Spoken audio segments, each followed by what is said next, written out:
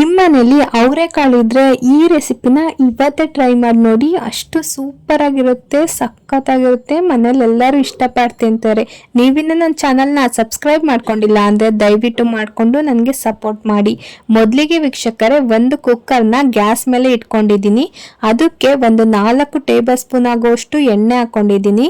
ಎಣ್ಣೆ ಕಾದಿದ್ದಾದ್ಮೇಲೆ ಪಲಾವ್ ಮಸಾಲೆಗಳನ್ನ ಹಾಕೋತಾ ಇದ್ದೀನಿ. ಅದನ್ನು ಚೆನ್ನಾಗಿ ಫ್ರೈ ಮಾಡ್ಕೊಂಡಿದ್ದಾದ್ಮೇಲೆ ಒಂದು ಈರುಳ್ಳಿ, ದಪ್ಪ ಈರುಳ್ಳಿನ ಉದ್ದುದ್ದಕ್ಕೆ ಸಣ್ಣದಾಗಿ ಕಟ್ ಮಾಡ್ಕೊಂಡು ಹಾಕೋತಾ ಇದ್ದೀನಿ.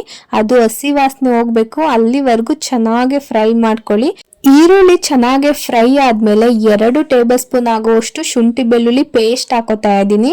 ಅದನ್ನು ಸಹ ಹಸಿ ವಾಸನೆ ಹೋಗ್ಬೇಕು, ಅಲ್ಲಿವರೆಗೂ ಚೆನ್ನಾಗಿ ಫ್ರೈ ಮಾಡ್ಕೊಳ್ಳಿ. ಈರುಳ್ಳಿ, ಶುಂಠಿ ಬೆಳ್ಳುಳ್ಳಿ ಪೇಸ್ಟ್ ಎರಡನ್ನೂ ಸಹ ಹಸಿ ವಾಸನೆ ಹೋಗೋವರೆಗೂ ಅದು ಬ್ರೌನ್ ಕಲರ್ ಬರಬೇಕು, ಅಲ್ಲಿವರೆಗೂ ಚೆನ್ನಾಗಿ ಫ್ರೈ ಮಾಡ್ಕೊಳ್ಳಿ.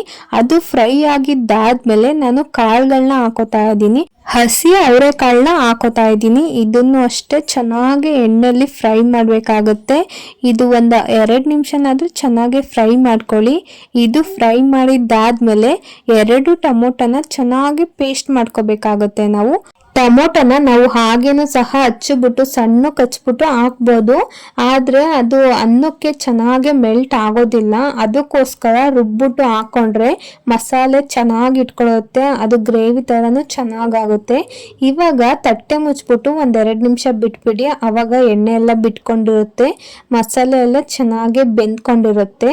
ನೋಡಿ, ಇವಾಗ ಹಸಿ ವಾಸನೆ ಎಲ್ಲ ಹೋಗಿ ನೀರೆಲ್ಲ ಹಿಂಕೊಂಡು ಸೈಡಲ್ಲೆಲ್ಲ ಎಣ್ಣೆ ಬಿಟ್ಕೊಂಡಿರುತ್ತೆ, ಚೆನ್ನಾಗಾಗಿರುತ್ತೆ ಗ್ರೇವಿ ತರ. ಇವಾಗ ನಾನು ರುಚಿಗೆ ತಕ್ಕಷ್ಟು ಉಪ್ಪು ಹಾಕೋತಾ ಇದ್ದೀನಿ. ಹಾಗೇನೆ 2 ಟೇಬಲ್ ಸ್ಪೂನ್ ಆಗುವಷ್ಟು ಖಾರದ ಪುಡಿ ಹಾಕೋತಾ ಇದ್ದೀನಿ. ನಾನು 2 ಟೇಬಲ್ ಸ್ಪೂನ್ ಹಾಕೋತಾ ಇದ್ದೀನಿ. ನಿಮ್ಗೆ ಖಾರ ಇನ್ನೂ ಜಾಸ್ತಿ ಬೇಕು ಅಂತ ಅಂದ್ರೆ ಸ್ವಲ್ಪ ಜಾಸ್ತಿ ಹಾಕೊಳ್ಳಿ. 1 ಟೇಬಲ್ ಸ್ಪೂನ್ ಎಕ್ಸ್ಟ್ರಾ ಹಾಕೋಬೇಕಾಗುತ್ತೆ. ಇವಾಗ ಚೆನ್ನಾಗಿ ಮಿಕ್ಸ್ ಮಾಡ್ಕೊಳ್ಳಿ. ಮಿಕ್ಸ್ ಮಾಡ್ಕೊಂಡಿದ್ದಾದ್ಮೇಲೆ ಸ್ವಲ್ಪ ಸಣ್ಣದಾಗಿ ಹಚ್ಚಿರುವಂತ ಕೊತ್ತಂಬರಿ ಸೊಪ್ಪನ್ನ ಹಾಕೋತಾ ಇದ್ದೀನಿ.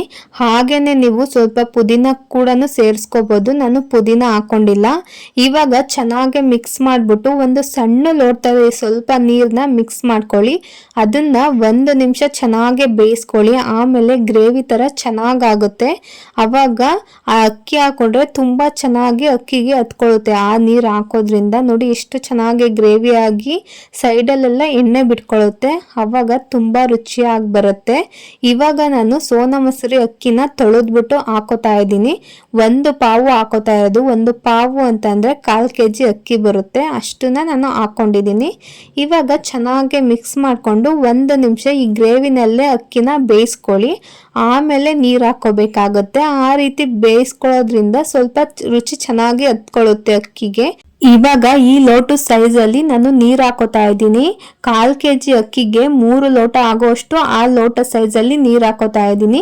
ನಿಮ್ಗೆ ಅಳತೆ ಗೊತ್ತಾಗ್ಲಿ ಅನ್ನೋ ಕಾರಣಕ್ಕೆ ಆ ಲೋಟನ ಹಿಡಿದು ತೋರಿಸ್ತಾ ಇದ್ದೀನಿ. ನಿಮಗೆ ಅಳತೆ ಗೊತ್ತಾಗಿಲ್ಲ ಅಂತ ಅಂದ್ರೆ 1/4 kg ಅಕ್ಕಿಗೆ 1 ಲೀಟರ್ ನೀರ್ ಹಾಕೊಳ್ಳಿ, 1/2 kg ಅಕ್ಕಿಗೆ 2 ಲೀಟರ್ ನೀರ್ ಹಾಕೊಳ್ಳಿ. ಹಾಗೆ ಹಾಕೊಳ್ಳೋದ್ರಿಂದ ನಿಮ್ಗೆ ಅಳತೆ ಗೊತ್ತಾಗುತ್ತೆ. ಇವಾಗ ಚೆನ್ನಾಗಿ ಕುದಿಯೋದಿಕ್ಕೆ ಬಿಡೋಣ. 1-2 ಕುದಿ ಬಂದಿದ್ದಾದ್ಮೇಲೆ ನೀಟಾಗಿ ಒಂದ್ಸಲ ಮಿಕ್ಸ್ ಮಾಡ್ಕೊಂಡ್ಬಿಟ್ಟು ಕುಕ್ಕರ್ನ ಮುಚ್ಚಿಬಿಡೋಣ. ಮುಚ್ಚಿಬಿಟ್ಟು ಒಂದೇ ಒಂದು ವಿಜಲ್ ಕೂಗ್ಸಿದ್ರೆ ಸಾಕು, ರೆಡಿ ಆಗೋಗುತ್ತೆ. ತುಂಬಾ ರುಚಿಯಾಗಿರುತ್ತೆ.